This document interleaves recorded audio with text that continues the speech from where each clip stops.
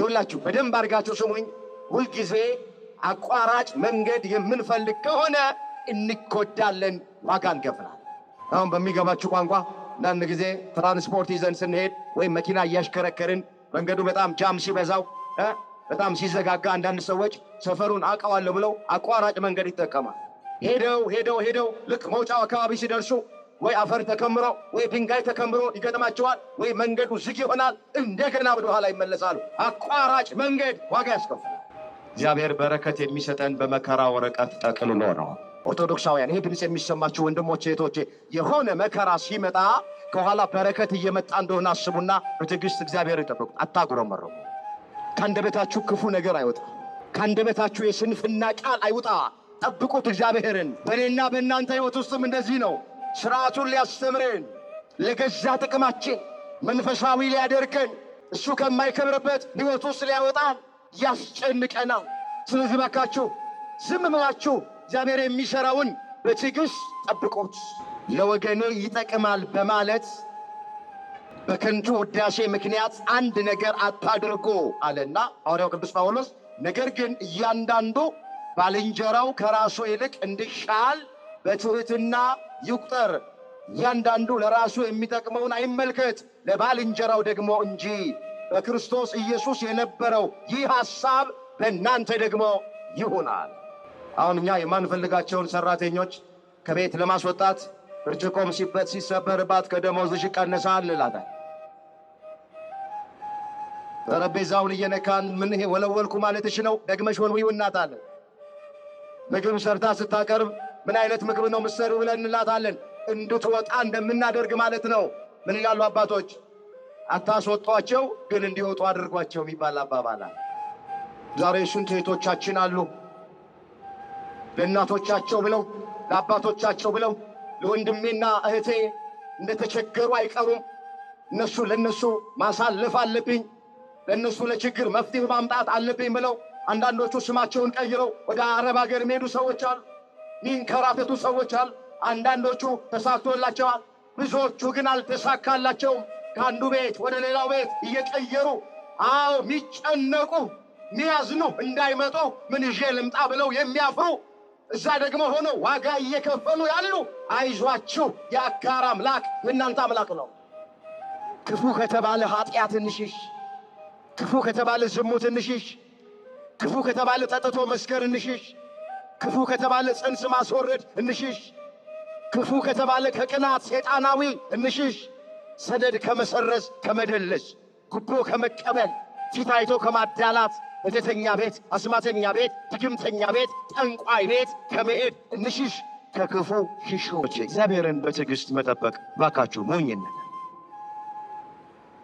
ውዳሴ ማርያማችሁን እያደረሳችሁ፣ ዳዊታችሁን እየደገማችሁ፣ ጾማችሁን እየጾማችሁ፣ ጉባኤያችሁን እንደዚህ እየተካፈላችሁ፣ አስራት በኩራታችሁን እያወጣችሁ፣ እግዚአብሔርን ተስፋ እያደረጋችሁ ጠብቁት። እግዚአብሔርን መጠበቅ ሞኝነት አይደለም፣ ስንፍና አይደለም። ያቺ 12 ዓመት በሚፈሳት የነበረ ሴት ጌታችንን 12 ዓመት ጠብቀዋለች። ከ12 ዓመት በኋላ የቀሚሱን ጫፍ ስትዳስስ የደሟ ምንጭ ጠጥ ብሎላት። በስመ አብ ወወልድ ወመንፈስ ቅዱስ አሐዱ አምላክ አሜን። በዕድሜያችን ላይ ይህችን ቀን ተጨማሪ አድርጎልን ቃሉ በሚነገርበት ስፍራ ላይ ዳግም የሰበሰበን የአባቶቻችን አምላክ የእኛም አምላክ እግዚአብሔር ስለማይነገር ስጦታው ቅዱስ ጳውሎስ እንደተናገረ ክብርና ምስጋና ይግባው። የእናታችን የእመቤታችን የቅድስት ድንግል ማርያም አማላጅነት አይለየን። በዛሬው ቀን በቤተ ክርስቲያናችን ዓመታዊ ክብረ በዓሉን ከምናከብርለት ከመልአኩ ከቅዱስ ዑራኤል ረድኤትና በረከት ሁላችንንም በቸርነቱ ያሳትፈን። የምስጢር ባለቤት ቸር አምላካችን እግዚአብሔር የተሰወረውን የወንጌል ምስጢር ለሁላችን ገልጦ የሚረባንን የሚጠቅመንን ነገር እንዲያስተምረን የእሱ ቅዱስ ፍቃዱ ይሆንልን። ለዛሬ እግዚአብሔር በሰጠን ጊዜና ሰዓት የምንማማርበት የትምህርታችን ርዕስ የሚሆነው የሚያየኝን አየሁት የሚል ይሆናል። ይህንን በርዕስነት ያነሳነውን ኃይለ ቃል በመጽሐፍ ቅዱሳችን ላይ ተመዝግቦ የምናገኘው በኦሪት ዘፍጥረት በምዕራፍ 16 ቁጥር 13 ላይ ነው። የሚያየኝን አየሁት። ርዕሳችን ይሄ ነው። ይህንን በርዕስነት ያነሳነውን ኃይለ ቃል በዚህ ስፍራ ላይ አስቀድማ የተናገረች አጋር የምትባል አንዲት ግብፃዊት ሴት የተናገረችው ቃል ነው። የትምህርቱ መሰረታዊ ዓላማ በምንም ነገር ውስጥ ብንሆን እግዚአብሔር እንደሚያየን፣ እግዚአብሔር እንደሚመለከተን ለማሳየት ይሄንን ርዕስ ከመጽሐፍ ቅዱስ ላይ መርጠነዋል። ቆሞ ለመናገር ቁጭ ብሎም ለማድመጥ ጥበብ ከእግዚአብሔር ሲሰጥ ብቻ ነውና ለእኔ ለባሪያው ተናጋሪ የሆነ አንደበትን ለእናንተም ለሰሚዎቹ አስተዋይ የሆነ ልቦናን ቸሩ አምላካችን እግዚአብሔር ለሁላችንም በቸርነቱ ያድለ። የሚያየኝን አየሁት። ይሄ ነው ርዕሳችን። እስኪ አንድ ጊዜ ወደ ኋላ መለስ ብለን ወደ ርዕሳችን መሰረታዊ ሐሳብ መምጣት ይቻለን ዘንድ አንድ ታሪክ በጣም ባጭሩ እንመልከት። በዚህ በኦሪት ዘፍጥረት በምዕራፍ 16 ቁጥር 1 ጀምሮ የተመዘገበውን አስቀድሜ በንባብ አሰማችኋለሁ። የአብርሃም ሚስት ሶራ ግን ለአብርሃም ልጅ አልወለደችለትም ነበረ። ስሟ አጋር የተባለ ግብፃዊት ባሪያም ነበረቻት። ሶራም አብርሃምን እነሆ እንዳልወልድ እግዚአብሔር ዘጋኝ፣ ምናልባት ከእርሷ በልጅ እታነጽ እንደሆነ ወደ እርሷ ግባ አለችው። አብርሃምም የሶራን ቃል ሰማ። አብርሃምም በከነዓን ምድር 10 ዓመት ከተቀመጠ በኋላ የአብርሃም ሚስት ሶራ ግብፃዊት ባሪያዋ አጋርን ወስዳ ለባሏ ለአብርሃም ሚስት ትሆን ዘንድ ሰጠችው። እርሱም ወደ አጋር ገባ፣ አረገዘችም። እንዳረገዘችም ባየች ጊዜ እመቤቷን በዓይኗ አቃለለች። ስለ ቃሉ የቃሉ ባለቤት የሰራዊት ጌታ አምላካችን እግዚአብሔር ስሙ ለዘላለም የተመሰገነ ይሆን። እንግዲህ ታሪኩ በአብርሃም ቤት ውስጥ ስለሆነው ነገር ነው የሚነግረን። ታሪኩ ሲጀምር የአብርሃም ሚስት ሶራ ግን ብሎ ይጀምራል። የሳራ የመጀመሪያ ስሟ ሶራ ተብሎ ነው የሚጠራው።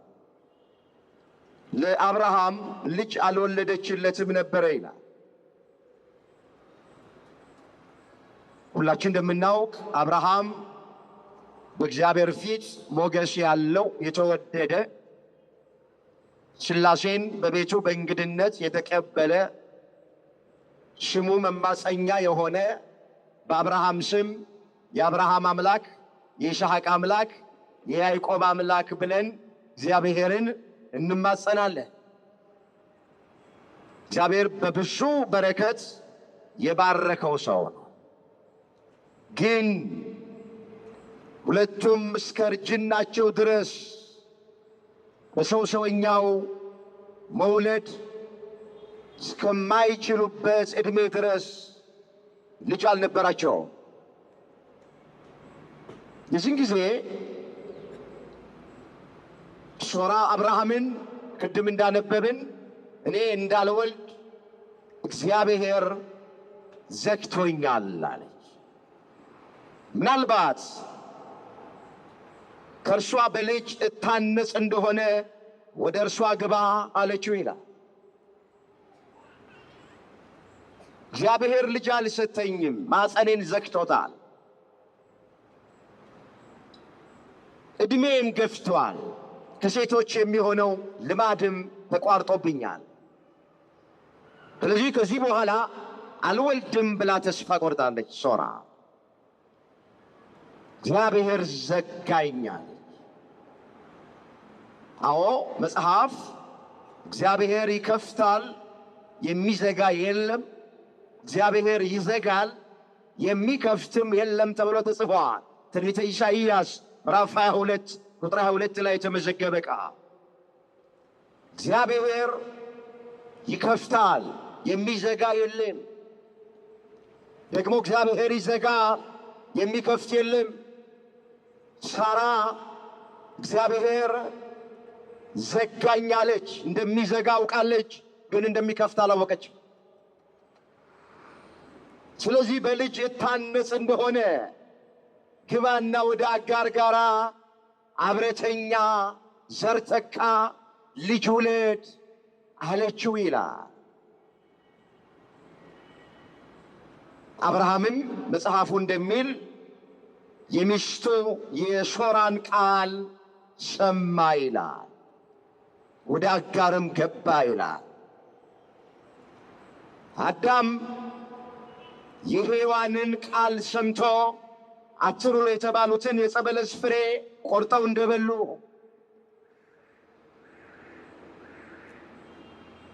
አክዓብ የዛች የኤልዛቤልን የሚስቱን ቃል ሰምቶ ናቡቴን እንዳስገደለ አብርሃም የሚስቱ የሶራን ቃል ሰማና ከአጋር ጋር ገብቶ ተኛ። ሳራ አብርሃምን አሳሳተችው።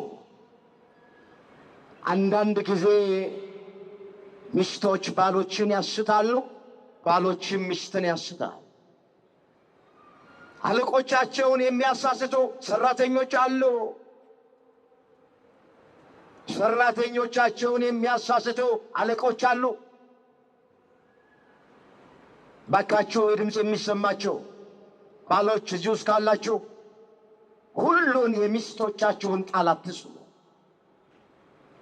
ሚስቶች እዚህ ውስጥ ካላችሁ ድምፅ የሚሰማቸው ሁሉን የባላችሁን ቃል አትስሙ። አብርሃም ሳራ ያለችውን አሁን መስማት አልነበረበትም።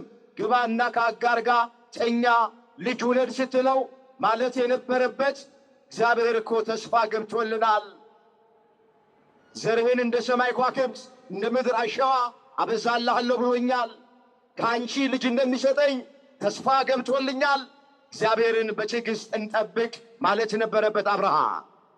እዚሁ ምዕራፍ 15 ላይ ኦሪት ዘፍጥረት ምዕራፍ 15 ቁጥር 1 ጀምሮ ስትመለከቱ ከካራን ወጣ ከነዓን ግባ ሲለው አብርሃምን ታዘዘና አብርሃም ለእግዚአብሔር ከካራን ወጥቶ ከነዓን ገባ።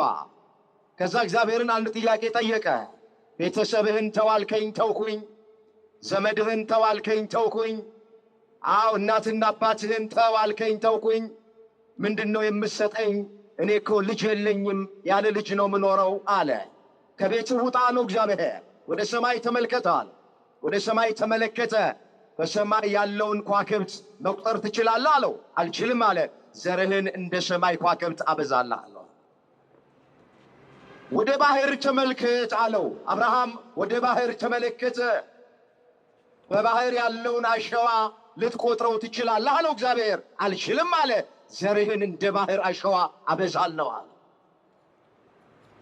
ይህን ተስፋ ለአብርሃምና ለሳራ እግዚአብሔር ገብቷል፣ እንደሚባርካቸው ልጅ እንደሚሰጣቸው እንደሚጎበኛቸው። ነገር ግን እግዚአብሔርን በትዕግስት መጠበቅ አልቻሉም። አቋራጭ መንገድ መጠቀም ፈለጉ። ምን አይነት መንገድ? አቋራጭ። ይኸውላችሁ በደንብ አድርጋችሁ ስሙኝ። ሁልጊዜ አቋራጭ መንገድ የምንፈልግ ከሆነ እንጎዳለን፣ ዋጋ እንከፍላለን። አሁን በሚገባችሁ ቋንቋ አንዳንድ ጊዜ ትራንስፖርት ይዘን ስንሄድ ወይም መኪና እያሽከረከርን መንገዱ በጣም ጃም ሲበዛው በጣም ሲዘጋጋ አንዳንድ ሰዎች ሰፈሩን አውቀዋለሁ ብለው አቋራጭ መንገድ ይጠቀማል። ሄደው ልክ መውጫው አካባቢ ሲደርሱ ወይ አፈር ተከምሮ ወይ ድንጋይ ተከምሮ ይገጥማቸዋል፣ ወይ መንገዱ ዝግ ይሆናል። እንደገና ወደ ኋላ ይመለሳሉ። አቋራጭ መንገድ ዋጋ ያስከፍላል።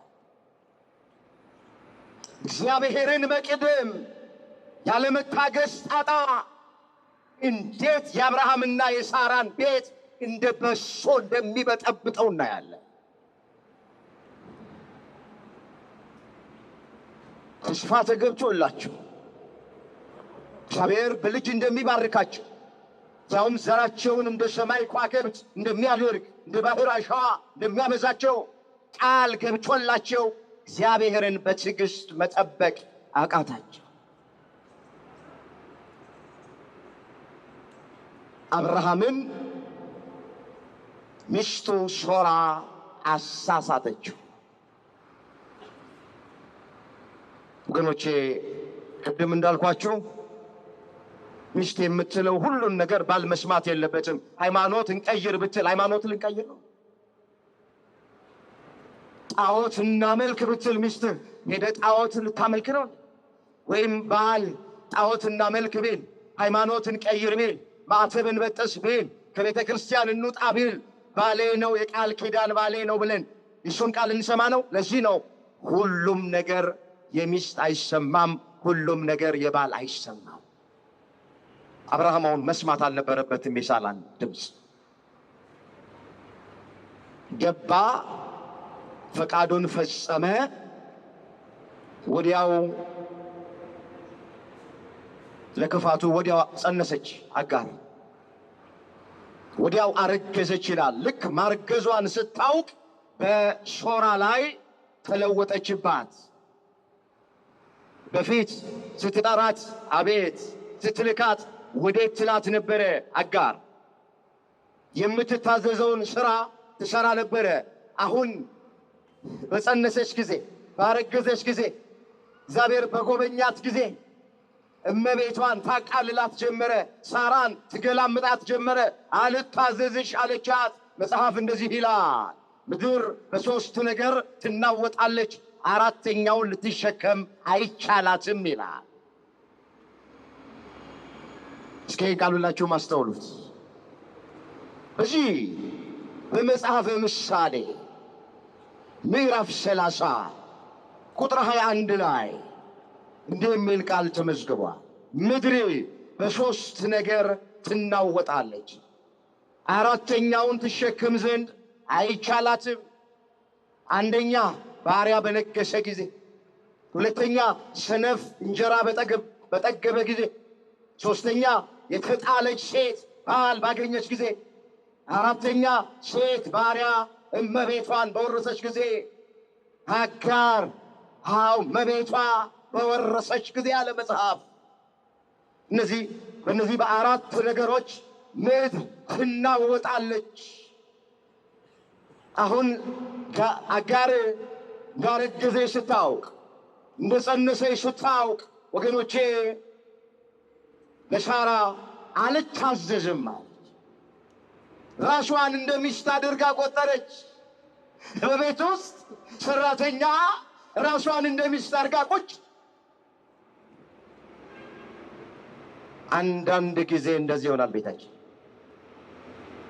ለእግዚአብሔር አልመች ስንለው፣ እግዚአብሔርን ስንቀድመው፣ አቋራጭ ስንፈልግ፣ ትዕግስት ስናጣ፣ በራሳችን ቀመር፣ በራሳችን ካላንደር፣ በራሳችን ሐሳብ፣ በራሳችን ፍላጎት ስንጓዝ አንዳንድ ጊዜ ቤታችን ባቢሎን ይሆናል።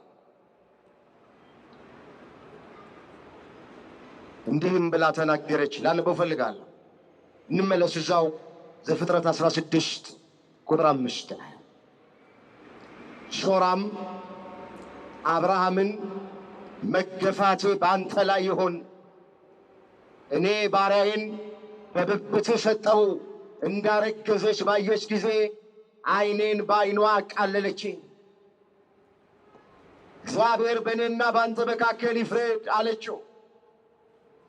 አብርሃምም ሶራን እነሆ ባሪያሽ በእጅሽ ናት፣ እንደ ወደድሽ አድርጊባት አላት። ሶራም ባሰቃየቻት ጊዜ አጋር ከፊቷ ኮበለለች። ራሷ ፈቅዳለት ገፋፍታ አስገብታው ምናልባት በእሷ ልጅ ታነጽ እንደሆነ ግባና ከአጋር ጋር ተኛ ብላ ካበቃች በኋላ አሁን እንዳረገዘችና በዓይኗ እንዳቃለለች ስታይ መልሳ አብርሃምን ትናገረው ጀመረ። ጅራፍ ራሱ ገርፎ ራሱ ይጮኻል። አብርሃም ጋር አይደለም ፍላጎቱ የነበረው። ሐሳቡ የአብርሃም ሐሳብ አይደለም፣ ሐሳቡ የሶራ ሐሳብ ነው። አሁን አልታዘዝሽ ስትላት ስትቀየርባት ጊዜ አብርሃምን መልሳ ተወቅሶ ጀመረ። አንቺው ታመጨው፣ አንቺው ታሮቹ ይላሉ አባቶች። አብርሃምን ምንድን ያላት?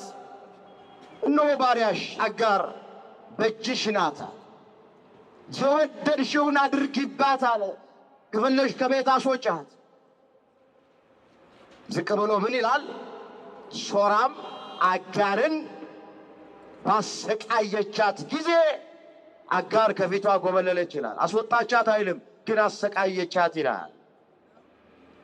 አሁን እኛ የማንፈልጋቸውን ሰራተኞች ከቤት ለማስወጣት ብርጭቆም ሲሰበርባት ከደሞዝሽ ይቀነሳል እንላታለን። ጠረጴዛውን እየነካን ምን ይሄ ወለወልኩ ማለትሽ ነው? ደግመሽ ወልዊው እናታለን። ምግብ ሰርታ ስታቀርብ ምን አይነት ምግብ ነው ምሰሪው ብለን እንላታለን። እንድትወጣ እንደምናደርግ ማለት ነው። ምን ይላሉ አባቶች? አታስወጧቸው ግን እንዲወጡ አድርጓቸው የሚባል አባባል አለ። ሳራም ይሄንን አደረገች። አስጨነቀቻት፣ ትነዘንዛት ጀመር። ስትወጣ፣ ስትገባ፣ ስትቀመጥ፣ ስትነሳ ወገኖቼ ታስጨንቃት ጀመር አጋርን። የዚህን ጊዜ ከፊቷ ከወለለች ቤቱን ለቃ ወጣች ይላል። አያጋ እንዴት ከአብርሃም ቤት ትሰደዳለች? ወደ አብርሃም ቤት ይሰደዳሉ እንጂ ሰው ከአብርሃም ቤት ይሰደዳል? ከደጉ አብርሃም፣ ከጻድቁ አብርሃም፣ ከቅዱሱ አብርሃም ቤት እንዴት ሰው ይወጣል? የጥቂቱን ጊዜ መከራ መታገዝ አቃታትና አጋር የአብርሃምን ቤት ለቃ በበረሃ ስደት ጀመረች ይላል። በመንገድ ላይ ስትሄድ የእግዚአብሔር መልአክ ተገለጠላት። ኦሪት ዘፍጥረት ምዕራፍ 16 ቁጥር 7 ላይ የእግዚአብሔር መልአክም በውሃው ምንጭ አጠገብ በበረሃ አገኛት። ምንጩም ወደ ሱር በምትወስደው መንገድ አጠገብ ነው። እርሱም የሶራ ባሪያ አጋር ሆይ ከወዴት መጣሽ? ወዴትስ ትሄጃለሽ? አላት። እርሷም እኔ ከመቤቴ ከሶራ የኮበለልኩ ነኝ አለች። ሦስት ነገርን መልአኩ ለአጋር ተናገራት። አንደኛ ወደ እመቤትሽ ተመለሺ፣ ከእጇ በታች ሆነሽ ተገዢ አላት። ሁለተኛ ዘርሽን እጅግ አበዛዋለሁ፣ ከብዛቱ የተነሳ አይቆጠርም አላት። ሦስተኛ እጁ በሁሉ ላይ ይሆናል፣ የሁሉም እጅ ደግሞ በእርሱ ላይ ይሆናል አላት። ሦስት ነገር ተናገራት። ወዲያው እሷ እንዲህ ብላ ተናገረች። እሷም ይናገራት የነበረውን የእግዚአብሔርን ስም ኤልሮኢ ብላ ጠራች። የሚያየኝን በውኑ እዚህ ደግሞ አየሁትን ስትል የሚያየኝን አምላክ በውኑ እዚህ አየሁትን ስትል ኤልሮኢ አለችው። ኤልሮኢ ማለት የሚያየኝን አየሁት ማለት ነው።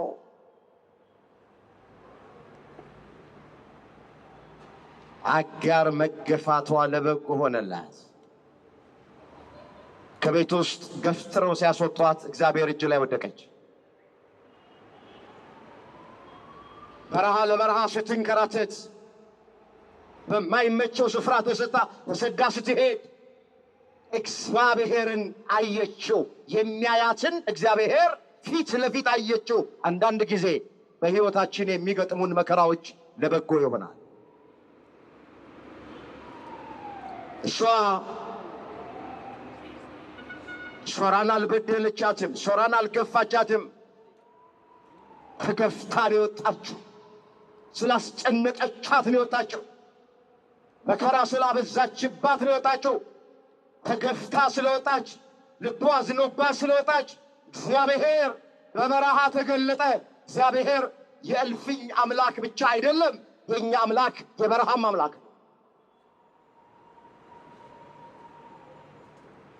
ሰው ጋር አትድረሱ እናንተ። ሰው አትንኩ፣ ሰው አትግቡ። መገፋት ጥሩ ነው። ይህ አጋር በመገፋቷ የሚያያትን አምላክ ፊት ለፊት አየችው። እንዲሁም አላት፣ ወንድ ልጅ ትወልጃለሽ፣ ስሙንም እስማኤል ብለሽ ትጠሪዋለሽ፣ እግዚአብሔር መቸግርሽን ሰምቷልና። እስማኤል ማለት እግዚአብሔር ይሰማል ማለት ይስሙት። እስኪ እግዚአብሔር በሉ ሁላችሁ። ይሰማል። እግዚአብሔር ምን ይላል? እግዚአብሔር ይሰማል አይሰማም? ባካችሁ እግዚአብሔር አይሰማም አትበሉ። እግዚአብሔር ይሰማል። ባካችሁ እግዚአብሔር አያይም አትበሉ። እግዚአብሔር ያያል። የሚያየኝን አየሁት አለች። በረሃ ለበረሃ ስትንከራተት በሴት ጉልበቷ በሴት አቅሟ አጠገቧ እናቷ የለችም። የአጋር እናት አጠገቧ አባቷ የለም፣ ወንድሟ የለም፣ እህቷ የለም፣ ጓደኛ የላትም። ጸንሳለች። እስማኤልን በማህፀኗ ርኩስ ሆና ነው እሾህ እየወጋት ተራራ የምትወጣ ቁልቁለት የምትወርድ። በእንደዚህ አይነት አስጨናቂ ሁኔታ ውስጥ ሳለች እግዚአብሔር ተገለጠ። እግዚአብሔር ሰማት። እግዚአብሔር ይሰማል። ቤትም ቦታ እንሁን፣ እኛ ብቻ እግዚአብሔርን እንመነው፣ እሱን ተስፋ እናድርገው። እግዚአብሔር ያያል፣ ይሰማል። አጋርን ሰማት እግዚአብሔር። አጋርን እግዚአብሔር አያት፣ ተመለከታት። ዛሬ ስንት እህቶቻችን አሉ ለእናቶቻቸው ብለው ለአባቶቻቸው ብለው ለወንድሜና እህቴ እንደተቸገሩ አይቀሩም። እነሱ ለነሱ ማሳለፍ አለብኝ፣ ለነሱ ለችግር መፍትሄ ማምጣት አለብኝ ብለው አንዳንዶቹ ስማቸውን ቀይረው ወደ አረብ ሀገር የሚሄዱ ሰዎች አሉ። ሚንከራተቱ ሰዎች አሉ። አንዳንዶቹ ተሳክቶላቸዋል፣ ብዙዎቹ ግን አልተሳካላቸውም። ከአንዱ ቤት ወደ ሌላው ቤት እየቀየሩ የሚጨነቁ ሚያዝኑ እንዳይመጡ ምን ይዤ ልምጣ ብለው የሚያፍሩ እዛ ደግሞ ሆነው ዋጋ እየከፈሉ ያሉ፣ አይዟችሁ የአጋር አምላክ የእናንተ አምላክ ነው። አጋርን ያሰበ፣ አጋርን የሰማ፣ አጋርን የተመለከተ፣ አጋርን የጎበኛ አምላክ እናንተንም ይጎበኛችኋል። እግዚአብሔር ይሰማል። እግዚአብሔር የወደቁትን ያነሳል። እግዚአብሔር የተናቁትን ይመለከታል። እግዚአብሔር አጋር የተናቀች ናት፣ የቤት ሰራተኛ ገረድ አገልጋይ ናት። ነገር ግን እግዚአብሔር ተገለጠላት። እግዚአብሔር የአብርሃም አምላክ ብቻ አይደለም፣ የአጋርም አምላክ ነው። እግዚአብሔር አብርሃምን ብቻ አይደለም ያናገረው፣ አጋርንም አናገራት። እግዚአብሔር ለአብርሃም ብቻ አይደለም የሚገለጠው፣ ለአጋርም ተገለጠ። የኛ አምላክ ማንንም አይንቅም። እኔና እናንተ ነን ሰው የምንንቀው። አለባበስ አይተን፣ አነጋገር አይተን ሰው የምንንቀው፣ ከፍና ዝቅ የምናደርገው እኔና እናንተ ነን። እግዚአብሔር ግን የአጋርም አምላክ ነው። አጋር ላይ ተገለጠ። አያት። ሚያየኝን በውኑ በዚህ አየሁትን አለችና ኤልሮዬ አለች። የሚያየኝን አምላክ አየሁት። የሚጠብቀኝን፣ የሚረዳኝን፣ እንድጸንስ በልጅ የባረከኝን አምላኬን ፊት ለፊት አየሁት አለች። የሚገርመው አጋር የእግዚአብሔርን ድምፅ የሰማችው ወይም እግዚአብሔርን ያየችው በጻድቁ በአብርሃም ቤት ውስጥ ሆነ አይደለም። አጋር እግዚአብሔርን ፊት ለፊት ያየችው በበረሃ ላይ ነው። ባልጠበቅንበት ቦታ ነው እግዚአብሔር የምናገኘው። አብርሃም ቤት እያለ እግዚአብሔር አልተገለጠላት። አብርሃም ቤት ውስጥ እያለች አጋር እግዚአብሔርን እንደዚህ ፊት ለፊት አላየችውም። ተሰዳ ስትወጣ በጭንቋ ሰዓት፣ በመከራው ሰዓት፣ ዙሪያው ገደል በሆነባት ሰዓት፣ ሰማይ በተደፋባት ሰዓት እግዚአብሔርን ፊት ለፊት አየችው። አንዳንድ ጊዜ በሕይወታችን የሚገጥሙን ክፉ የሚመስሉን ነገሮች ለበጎ ናቸው። ምንድን ነው ያለው ቅዱስ ጳውሎስ? በስሙ ለተጠሩት እንደ ሐሳቡ ለሚኖሩት ነገር ሁሉ ለበጎ እንዲደረግ እናውቃለን። ሮሜ 8 ቁጥር 28 ላይ የተመዘገበ ቃል።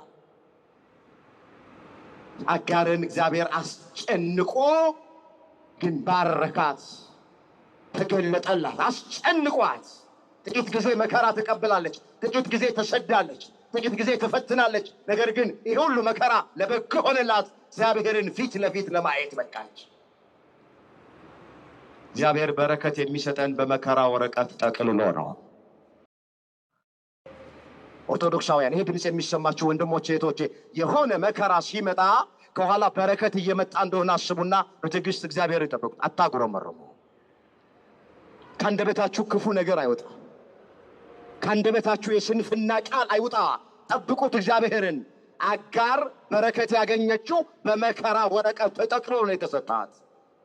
እግዚአብሔር ዮሴፍን በግብፅ ላይ ጠቅላይ ሚኒስትር ያደረገው በእስር ቤት ውስጥ አሳልፎ ነው።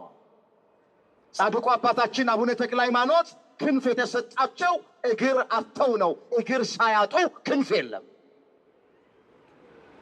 እግዚአብሔር የሚጎዳ እየመሰለ ይጠቅማል። ምን አለ ዳዊት? ሥርዓትህን ታስተምረኝ ዘንድ ያስጨነቀኝ ለመልካም ሆነልኝ።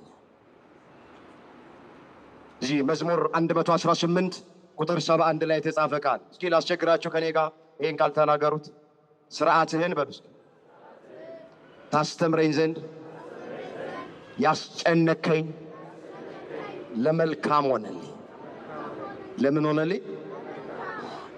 እግዚአብሔር አጋርን አስጨንቋት፣ በመከራ በስደት አስጨንቋት። ከአብርሃም ቤት ወጣ፣ በበረሃ ተገለጠላት። ሥርዓቱን አስተማራት፣ ባረካት። በእኔና በእናንተ ሕይወት ውስጥም እንደዚህ ነው።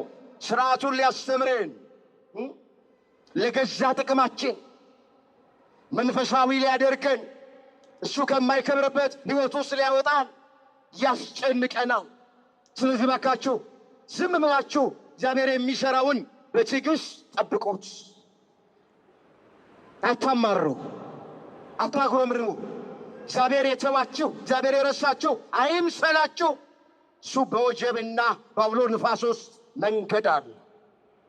ለሰው የማይቻል ሁሉ ለእግዚአብሔር ይቻለዋል።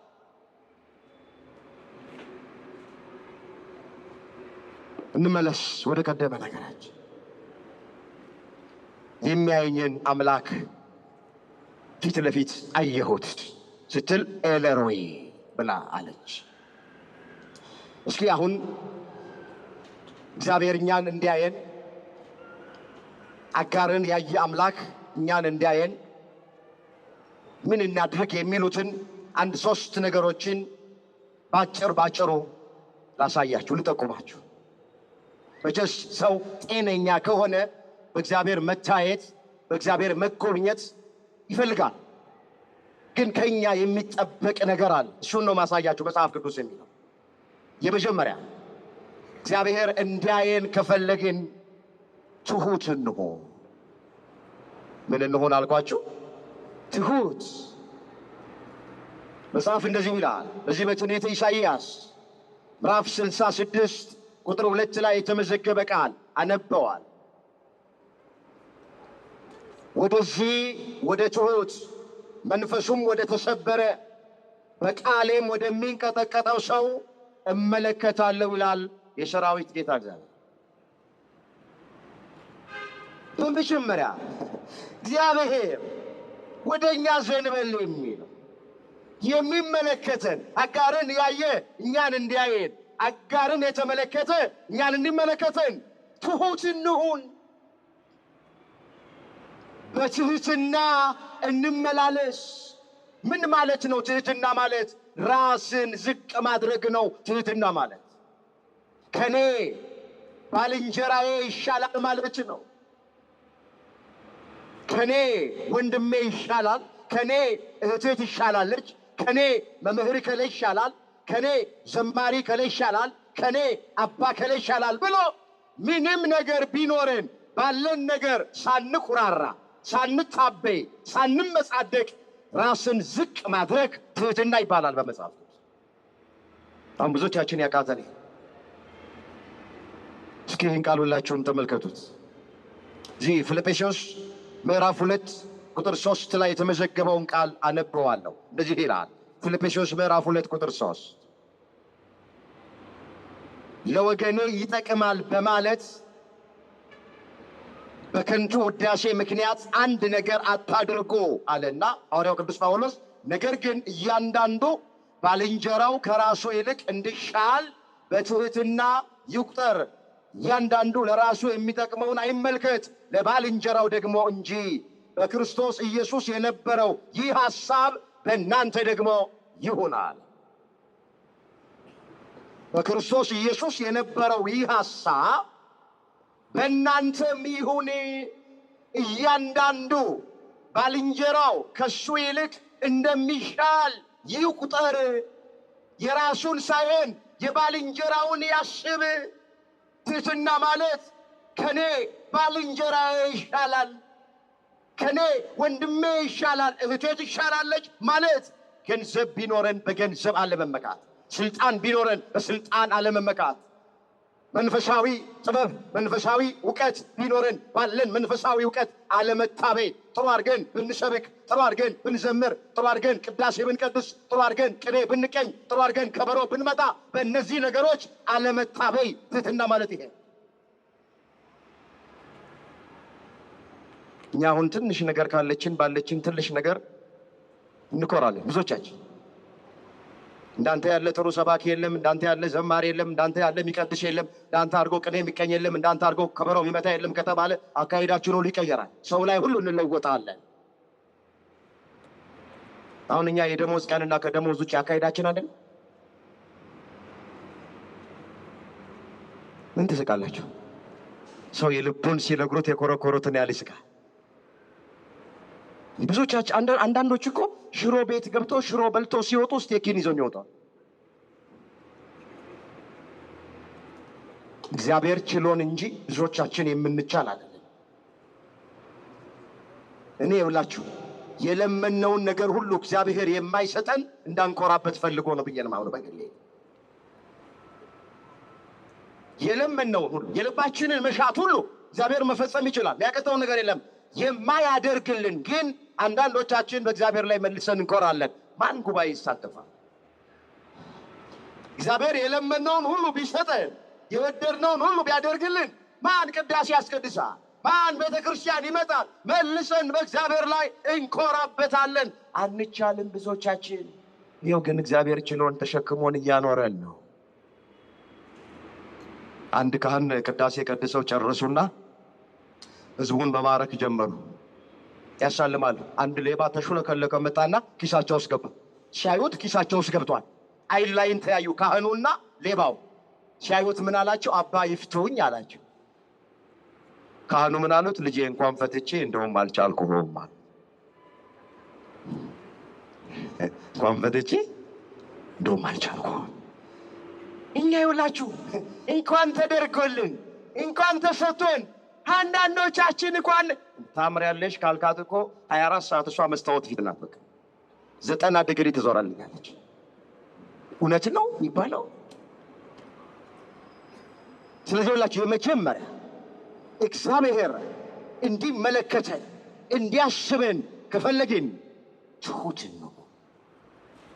ምንም ይኑረን ባለን ነገር ባካችሁ አንታበይ፣ አንኩራራ፣ አንመጻደቅ።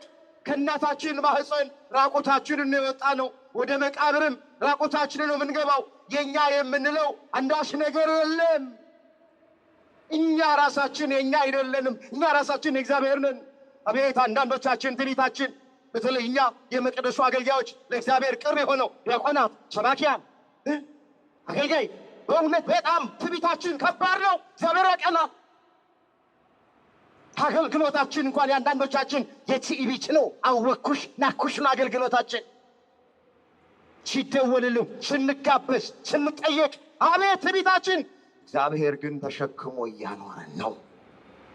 እግዚአብሔር ግን ችሎን አይቶ እንዳላየ ሰምቶ እንዳልሰማ እያለፈን ነው።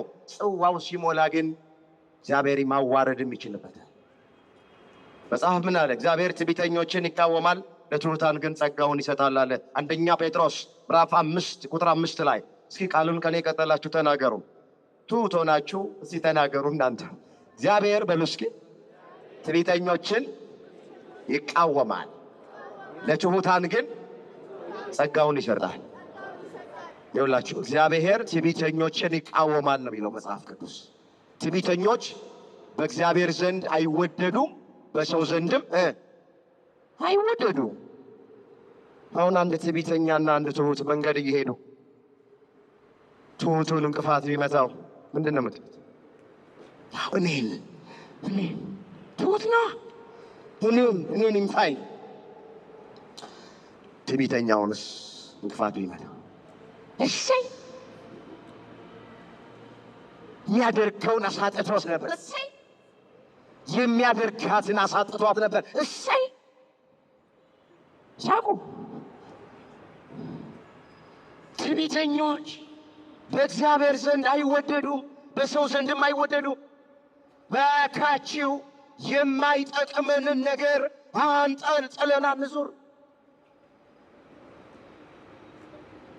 ስለዚህ እግዚአብሔር እንዲመለከተን ትሑት እንሁን። ትሑት ማለት ራስን ዝቅ ማለት። መጽሐፍ ቅዱስን ስናነብ በብሉይ ኪዳንም በአዲስ ኪዳንም የክርስትና ልዩ ምልክቷ ትሕትና ናት። አሁን ስለ አብርሃም ልተርክ። አብርሃም እኔ አፈር አመድ ትቢያ ነኝ ነው ያለ።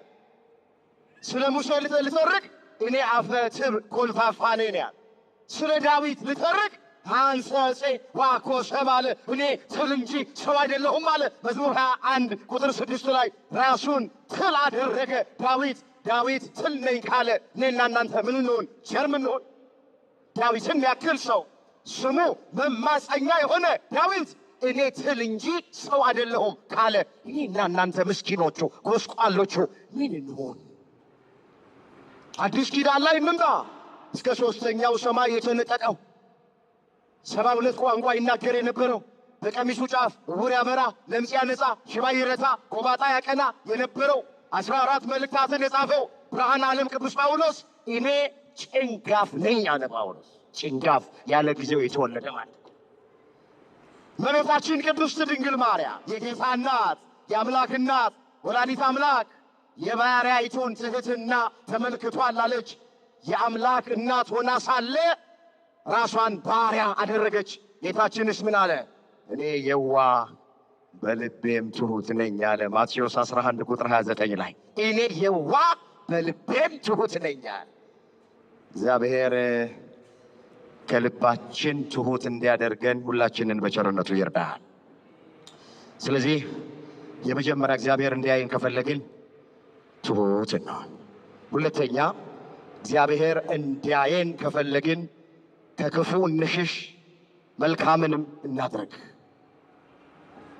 በዚህ በአንደኛ ጴጥሮስ ምዕራፍ 3 ላይ የተመዘገበውን ቃል አነባለሁ። ይህንን ሐሳብ የሚገልጥ ቃል ነው። አንደኛ ጴጥሮስ ምዕራፍ 3 ቁጥር 10 ሕይወትን የሚወድ መልካሞችን ቀን ላይ የሚፈልግ ሰው ምላሱን ከክፉ ነገር ከንፈሮቹን ተንኮል ከመናገር ይከልክላል። ከክፉ ፈቀቅ ይበል፣ መልካምንም ያድርግ፣ ሰላምንም ይሻ ይከተላት። የጌታ ዓይኖች ወደ ጻድቃን ናቸው፣ ጆሮቹም ለጸሎታቸው ተከፍተዋል።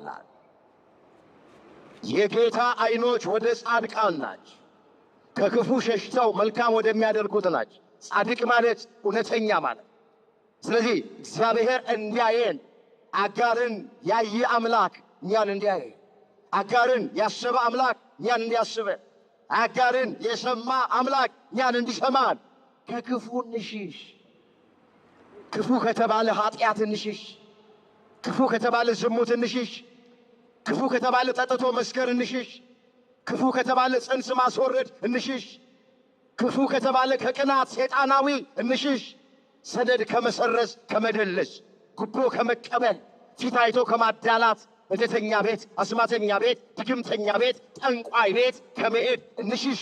ከክፉ ሽሹ። መልካምን ያድርግ፣ ጽድቅን ያድርግ፣ በጎ ነገር ያድርግ፣ ለድሃ ቸርነት ያድርግ፣ የተራበውን ያብላ፣ የተጠማውን ያጠጣ፣ የታረዘውን ያልብስ፣ እግዚአብሔር ደስ የሚሰኝበትን በጎውን መልካሙን ያድርግ አለና የጌታ ዓይኖች ወደ ጻድቃን ናቸው። ስለዚህ እግዚአብሔር እንዲያየን እንዲመለከተን ከክፉ እየሸሸን መልካም ማድረግ ይኖርብናል።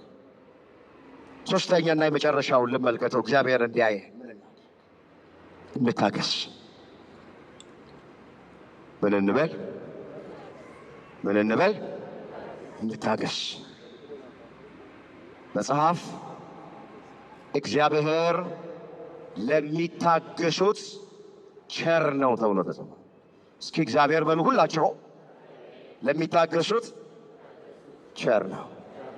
እዚህ የዳዊት መዝሙር 144 ቁጥር 9 ላይ የተመዘገበ ቃል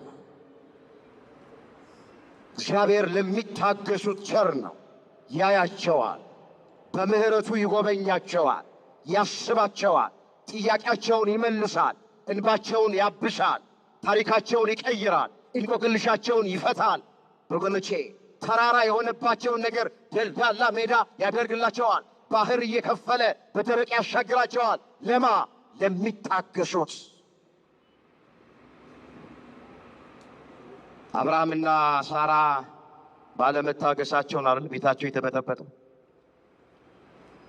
እስካሁን ድረስ በዛ ቤት ውስጥ የተፈጠረው አለመግባባት ነው። ዓለማችን ላይ አረቦችና እስራኤል እስካሁን በክፉ የሚፈላለጉት በእስማኤልና በይስሐቅ ምክንያት። እስማኤል የአረቦች አባት ነው፣ የነሱ አባት ነው። ይስሐቅ የእስራኤላውያን አባት ነው።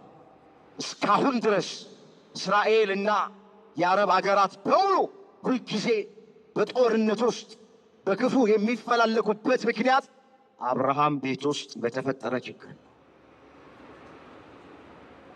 አብርሃምና ሳራ አቋራጭ በመፈለጋቸው ምክንያት የመጣ ጣጣ ነው። አብርሃምና ሳራ እግዚአብሔርን ለመቀደም በመኮሩት ሙከራ ነው ይኸው ዓለም እየታመሰች ያለችው እስካሁን ድረስ። አንድ ቀንም ተግባብቶ አያውቁም እስራኤልና አረባ። ስለዚህ እግዚአብሔር እንዲያየን ከኛ በሶስተኛ ደረጃ የሚጠበቀው መታገስ። ወገኖቼ እግዚአብሔርን በትዕግስት መጠበቅ ባካችሁ ሞኝነት።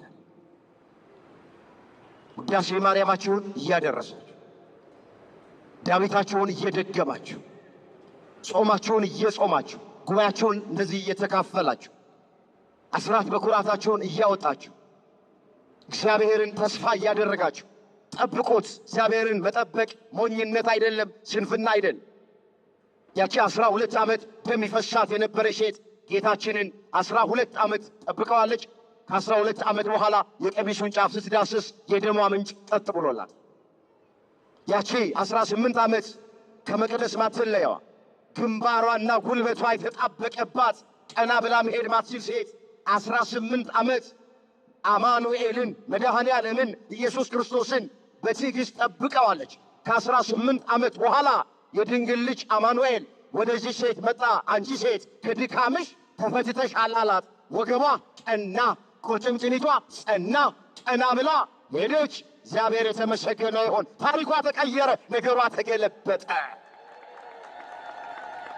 38 ዓመት በደዌ ዳኛ በአልጋ ቁራኛ የተያዘው ያ መጻጉዕ 38 ዓመት እንደ ቱፋን አልጋ ላይ ተጣብቆ ወገኖቼ በትዕግሥት ጠብቆታል። ከ38 ዓመት በኋላ ተነስ፣ አልጋህን ተሸክመ ሂድ አለው።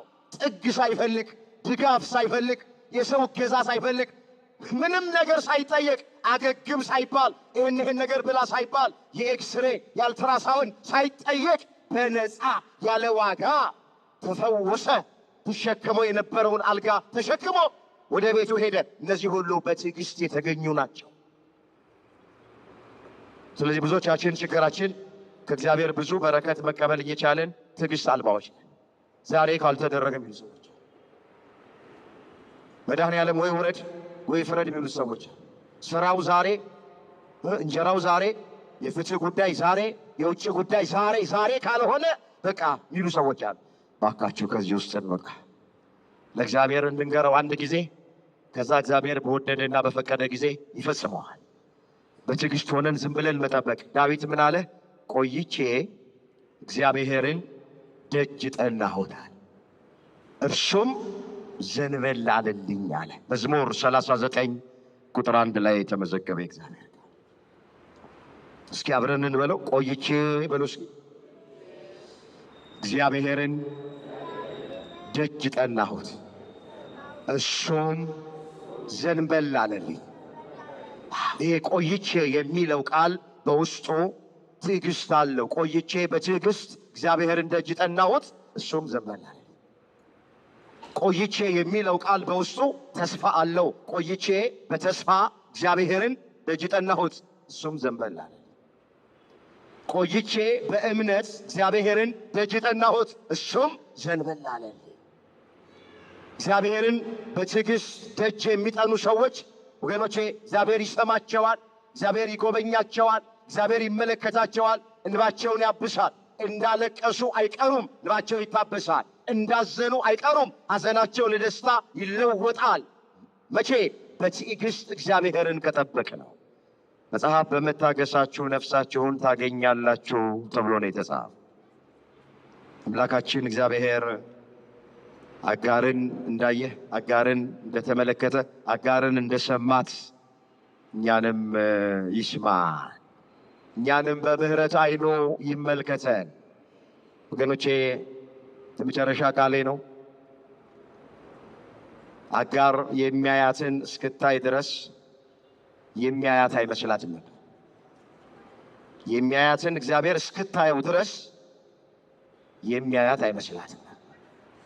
እኔና እናንተም ስላላየነው ነው እንጂ እግዚአብሔር ግን ሁልጊዜ ያየናል፣ ይመለከተናል። ባለንበት ስፍራ በራችንን ዘግተን በእንባ ሸለቆ ውስጥ ዙሪያው ገደል ሆኖብን ጭንቅ ጥብብ ብሎን ሰው ፊት ነስቶን ባለንበት ቦታ እግዚአብሔር ያየናል። የማያይ እንዳይመስላችሁ። ዓይንን የፈጠረ አያይምን አለ ዳዊት። ጆሮንስ የሰራ አይሰማምን? ጆሮን የሰራ ይሰማል። ዓይንን የፈጠረ ዓይንን የተከለ አምላክ ያየናል። ዳዊት ያለውን ቃል ተመልክቼ ልጠቅልለው። ሁልጊዜ አለ ዳዊት እግዚአብሔርን አየዋለሁ፣ በቀኜ ነውና አልታወክም አለ። መዝሙር 15 ቁጥር 8 ላይ ተመዘገበ። ሁልጊዜ እግዚአብሔርን አየዋለሁ፣ በቀኜ ነውና አልታወክም አለ። አልጨነቅም፣ አልፈራም፣ አልደነግጥም ሲል ወገኖቼ፣ ዳዊት ሁልጊዜ እግዚአብሔርን አየዋለሁ ሲል በእግዚአብሔርነቱ አይደለም ያየው፣ ሲረዳው፣ ከሳኦል እጅ ሲያድነው፣ ከአቤሴሎም እጅ ሲያድነው፣ ከጎልያድ እጅ ሲያድነው፣ አንበሳውን በጡጫ ድቡን በርግጫ እያለ ሲጥል ኃይል ብርታት ሲሆነው ምን ብሎ ዘመረ ዳዊት? ሁል ጊዜ እግዚአብሔርን አየዋለሁ በቀኜ ነውና አልታወክም አለ። ይህ በእግዚአብሔርነቱ እግዚአብሔርን ማንም ሰው ሊያየው አይችልም፣ ያየውም ሰው የለም። እኛም እኮ እያየነው ነው። ሲረዳን፣ ሲያኖረን፣ ሲጠብቀን፣ ሲባርከን፣ ከተጠመደ ወጥመድ፣ ከተቆፈረ ጉድጓድ፣ ከተበጠበጠ መርዝ ሲያተርፈን፣ ጠላት አይኑ እያየ ራሳችንን በዘይት ቀብቶ ሲያኖረን እያየነው እኮ ነው። ከዚህ በላይ እግዚአብሔርን እንዴት ማየት እንችላለን? የሚያየኝን አየሁት አለች አጋር። አጋርን በምህረቱ ያየ አምላክ አገራችንን ኢትዮጵያን በምህረት ይልን፣ ቤተ ክርስቲያናችንን በምህረት ይልን፣ ወገኖቻችንን በምህረት ይልን። የእያንዳንዳችንን ሕይወት አምላካችን እግዚአብሔር በምህረቱ ይመልከትልን። ይበቃናል። ያስተማረን፣ የመከረን፣ የገሰጸን የአባቶቻችን አምላክ እግዚአብሔር ስሙ ለዘላለም የተመሰገነ ይሁን። ድንግል ማርያም ጣዕሟን በአንደበታችን ፍቅሯን በልባችን ትሳልብን። ከመልአኩ ከቅዱስ ዑራኤል በረከት ረድኤት ሁላችንን ያሳትፈን። የሁላችንን መጨረሻ እግዚአብሔር ያሳል።